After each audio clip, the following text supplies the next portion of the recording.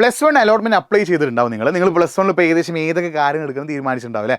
Science, commerce, humanities, ഇങ്ങനെ 3 സ്ട്രീമിൽ ഏതെങ്കിലും ഒന്ന് എടുക്കണം തീരുമാനിച്ച ഒരാളായിരിക്കും നിങ്ങൾ. അപ്പോൾ +1 ബന്ധപ്പെട്ട കാര്യങ്ങളൊന്ന് ബ്രീഫായിട്ട് പറയാനാണ് വന്നിട്ടുള്ളത്. Welcome to Edupod, it's me Nafi. എല്ലാവർക്കും മക്കളെ എജ്യൂപോഡിലേക്ക് സ്വാഗതം. ഞാൻ നിങ്ങളുടെ നാഫി.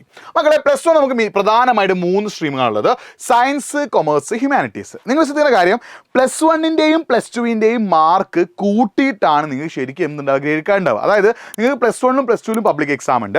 +1 പബ്ലിക് എക്സാം എഴുതി കഴിഞ്ഞ് റിസൾട്ട് വന്നാലും അത് നിങ്ങൾ തോറ്റോ ജയിച്ചോ എന്ന് പറയില്ല.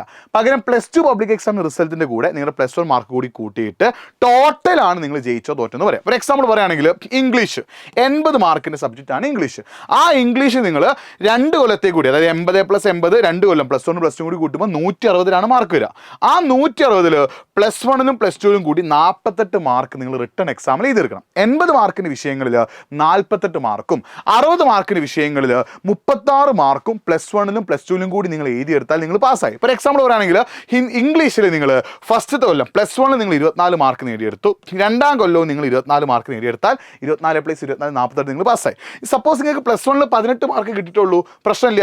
സെക്കൻഡ് ഇയറിൽ നിങ്ങൾ 30 മാർക്ക് എഴുതിയെടുത്താൽ 18+30 48. അപ്പോൾ നിങ്ങൾ എന്ത് ചെയ്ത് പാസ്സായി. അപ്പോൾ 80 മാർക്കിൻ്റെ വിഷയത്തിൽ 2 കൊല്ലത്തെയും കൂടി 48 മാർക്കും 60 മാർക്കിൻ്റെ വിഷയത്തിൽ 2 കൊല്ലത്തെയും കൂടി 36 മാർക്ക് കിട്ടി നിങ്ങൾ +1 പാസ്സാവും.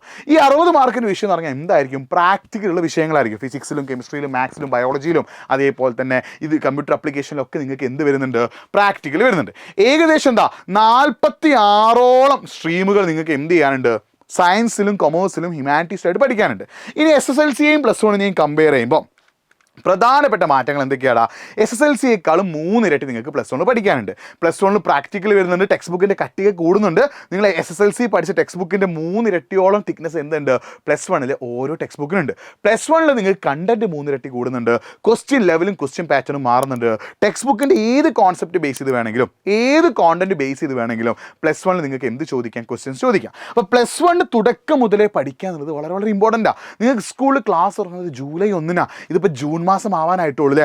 ഈ അലോട്ട്മെൻറ്റ് പ്രോസസ്സിലൂടെ 1 മാസം കടന്നു പോകുന്നുണ്ട്.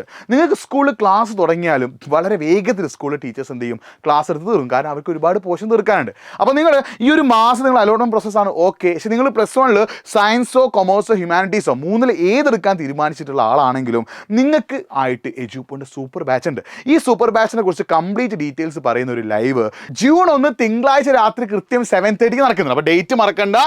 ജൂൺ 1 തിങ്കളാഴ്ച, ശ്രദ്ധിക്കണേ, ജൂൺ 1 തിങ്കളാഴ്ച രാത്രി കൃത്യം 7:30 നിങ്ങൾ +1ൽ സയൻസ് എടുക്കാൻ ആഗ്രഹിക്കുന്ന ഒരാളാണെങ്കിൽ നിങ്ങൾക്ക് മൊത്തത്തിൽ സെറ്റാക്കാൻ വേണ്ട ഒരു കിഡിലൻ സ്റ്റഡി പ്ലാന് ജൂൺ 1 തിങ്കളാഴ്ച രാത്രി കൃത്യം 7:30 നമ്മൾ എന്ത് ചെയ്യുന്നുണ്ട്?